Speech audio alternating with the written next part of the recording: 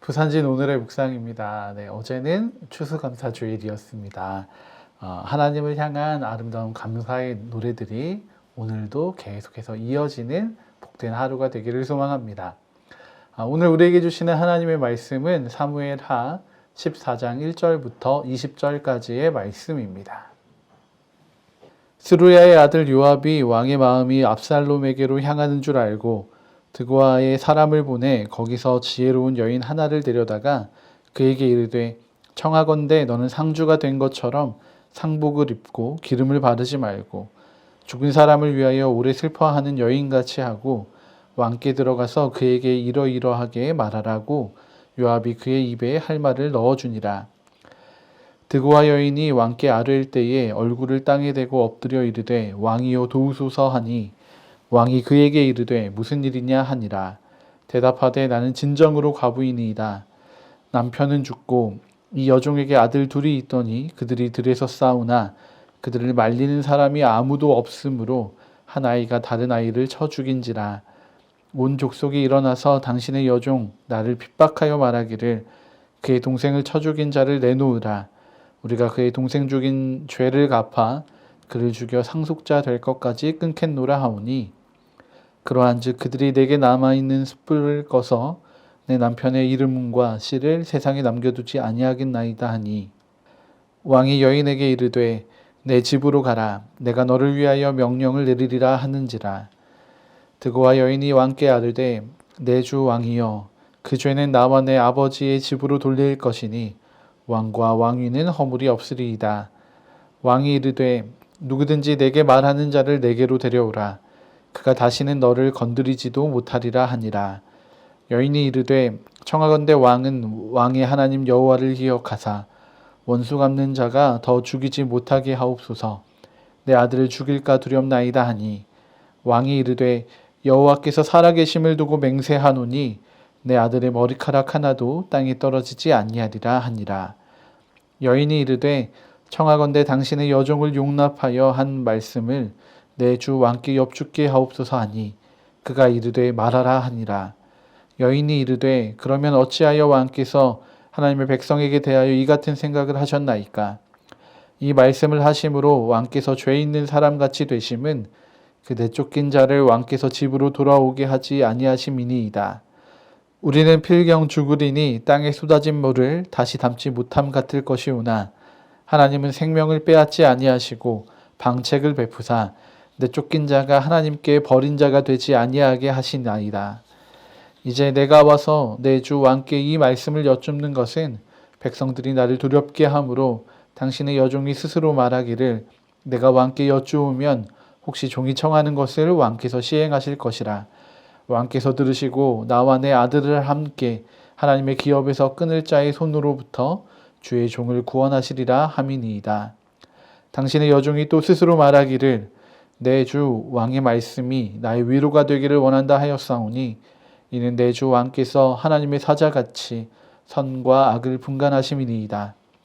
원하건대 왕의 하나님 여호와께서 왕과 같이 계시옵소서. 왕이 그 여인에게 대답하여 이르되 바라노니 내가 내게 묻는 것을 내게 숨기지 말라. 여인이 이르되 내 주 왕은 말씀하옵소서.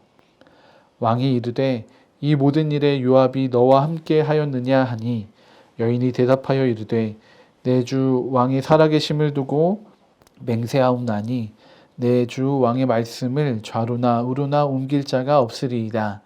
왕의 종 요압이 내게 명령하였고 그가 이 모든 말을 왕의 여종의 입에 넣어 주었사오니 이는 왕의 종 요압이 이 일의 형편을 바꾸려 하여 이렇게 함이니이다.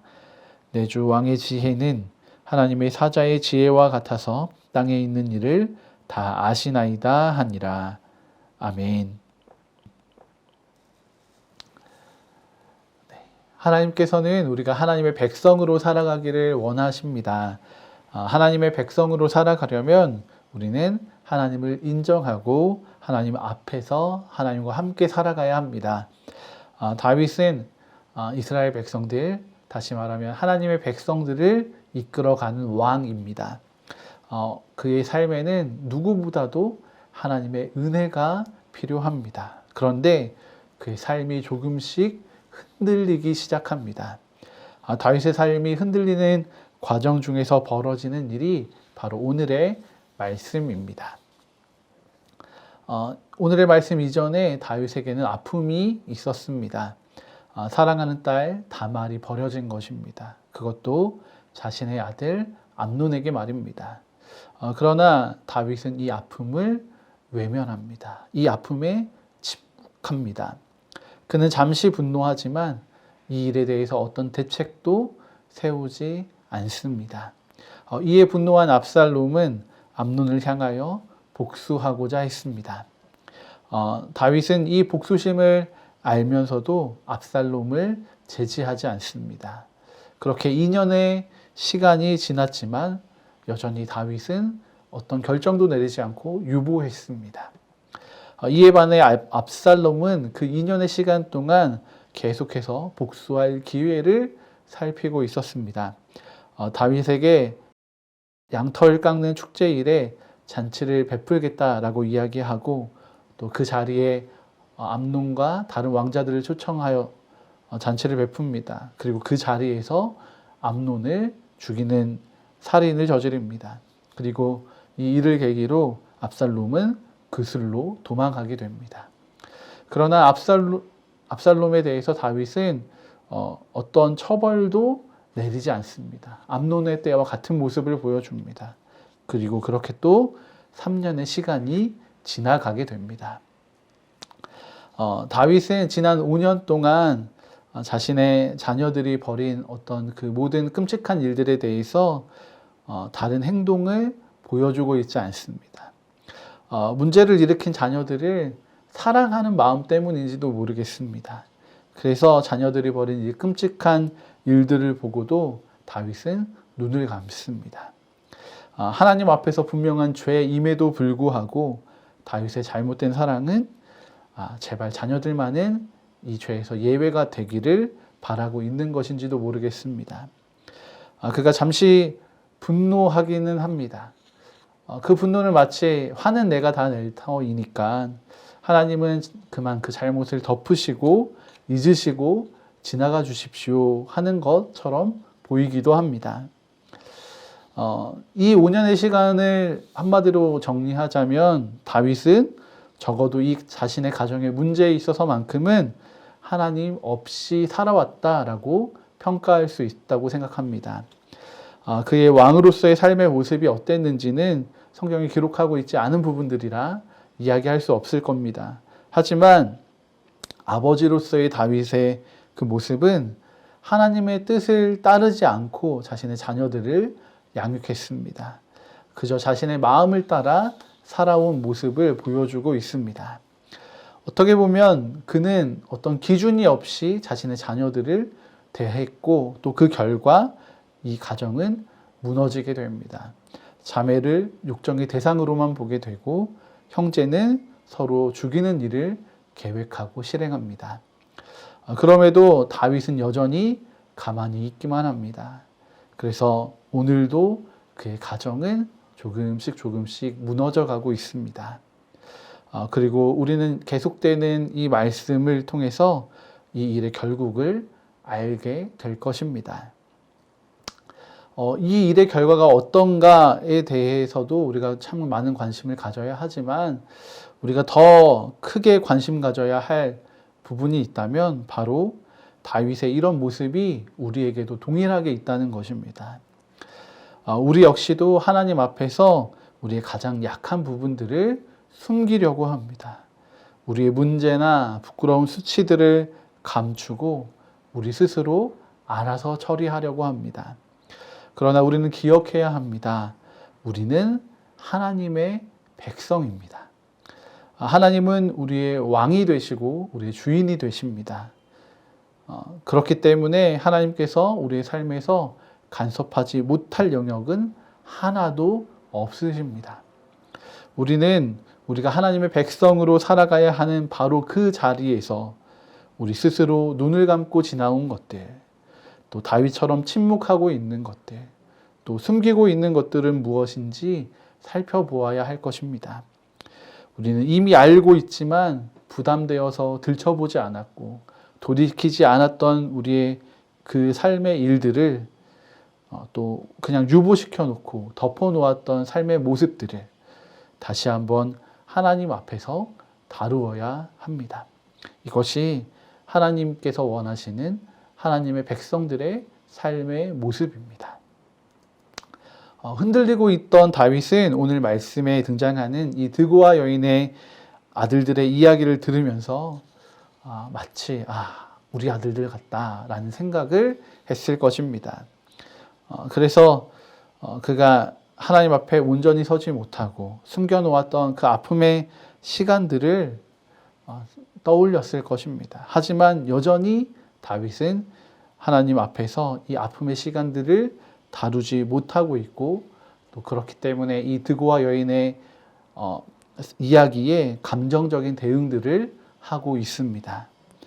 하나님의 율법대로 이 일을 처리할 방법은 분명히 있습니다. 하지만 실제로 지켜져야 할 율법을 이 여인에게 제시하지 못하고 있습니다. 그리고 어떻게 보면 우발적인 살인, 또 계획적인 살인에 대한 율법이 다른 것인데 이를 구분해서 생각하지 못합니다. 마치 드고아 여인의 아들들의 이야기와 암논과 압살롬의 범죄를 혼동하고 있는 것처럼 보이기도 합니다. 그가 느끼는 감정들은 사실 율법이 실행되는 것과는 다른 차원의 일이어야 하지만 그는 이 감정을 주체하지 못합니다. 어떻게 보면 암논의 죽음은 이미 3년이나 지났지만 다말의 아픔까지 생각한다면 5년의 시간이 지나 있지만 다윗은 이 두 일에 대한 어떠한 처벌이나 또 용서를 하고 있지 않습니다. 다윗의 잘못된 방향의 사랑이 아들들의 행동에 대한 판단을 흐리게 만들고 결국 이 가정을 병들게 만든 것입니다. 다윗은 드고아 여인의 이야기를 통해서 자신이 처한 상황들을 들여다보고 있습니다. 다른 성경의 이야기들을 볼 때 바로 이 타이밍에는 무언가 하나님이 이루시는 아름다운 치유가 일어나야 할 타이밍 같아 보이지만 문제는 정작 다윗이 하나님을 바라보지 못한다는 것입니다. 그의 삶에서 하나님이 나의 선한 목자가 되십니다. 나에게 부족함이 없습니다. 라고 고백했던 그 하나님 앞에 이 다윗은 더 이상 나아가지 않고 있습니다. 아니 어쩌면 반대로 그는 계속해서 하나님 앞에 아름다운 제사를 드리고 있었고 더 많이 하나님을 찬양했을지도 모릅니다. 하지만 그가 꽁꽁 숨겨두고 아파하는 그 부분만큼은 하나님께 드리지 못했던 것만큼은 분명합니다. 하나님께 드리지 못하고 하나님께 열지 못하고 스스로 아둥바둥하며 해결하려고 합니다. 그런데 이 작은 하나님 앞에서의 오점 하나가 결국 그의 가정을 무너뜨리고 더 나아가서는 이 이스라엘이라는 나라까지도 하나님의 나라까지도 엉망으로 만들어버리게 됩니다. 다윗의 삶은 우리에게 시사하는 바가 큽니다. 먼저는 하나님을 온전히 우리의 삶의 주인으로 인정하는 일이 참 쉽지 않다는 것을 알려주고 있고 또 우리의 삶에 숨기고픈 그 작은 부분까지도 하나님 앞에서 인정해야 한다는 것을 알려주고 있습니다. 우리의 삶의 오점들까지도 그래서 우리가 숨기고 싶고 들추고 싶지 않고 외면하고 싶은 그 부분들까지도 하나님께서는 주인이 되시기를 원하시고 계십니다. 그래서 우리의 삶의 그 아픔, 그 부위를 만지시고 그곳에 치유와 회복을 일으키기 원하시는 바로 그 하나님이신 것을 우리는 기억해야 할 것입니다. 오늘 하루도 우리가 외면했던 내 삶의 오점들, 아픔들, 슬픔들, 감추고 싶은 그 부분들을 겸손히 인정하고 우리와 동행하시는 하나님으로 인해 도우심을 얻고 치유가 일어나고 회복이 일어나는 그런 은혜의 하루가 되시기를 소망합니다. 함께 기도하시겠습니다. 하나님, 오늘 말씀 가운데 다윗의 삶에 참 큰 아픔이 있었던 것을 돌아보게 됩니다. 그리고 오늘 드고와 여인의 이야기를 통해 다윗은 그 아픔을 직면하고 있습니다. 그러나 하나님, 다윗이 여전히 하나님을 찾지 않고 또 감정에 휩쓸려 자신의 아들들의 이야기와 구분하여 생각하지 못하는 모습을 보여줍니다. 하나님께서 기뻐하셨던 다윗이 자신의 아픔 앞에서는 하나님을 찾지 못하고 숨기는 모습을 보여줍니다. 주님, 이 모습이 우리에게도 있음을 겸손하게 인정하오니 주님, 우리의 삶에 이 아픔과 슬픔 가운데 찾아와 주시고 주님, 이 모든 아픔과 슬픔이 하나님 안에서 온전히 치유되고 회복되게 하여 주시옵소서. 그래서 우리의 삶의 오점마저도 하나님의 은혜와 사랑이 드러나는 아름다운 역사, 역전의 역사가 나타나는 귀한 통로가 되게 하여 주시고 주님, 오늘도 그렇게 하나님의 백성으로서 하나님과 함께 동행하는 우리의 삶이 될 수 있도록 주님, 우리를 인도하시고 보호하여 주시옵소서.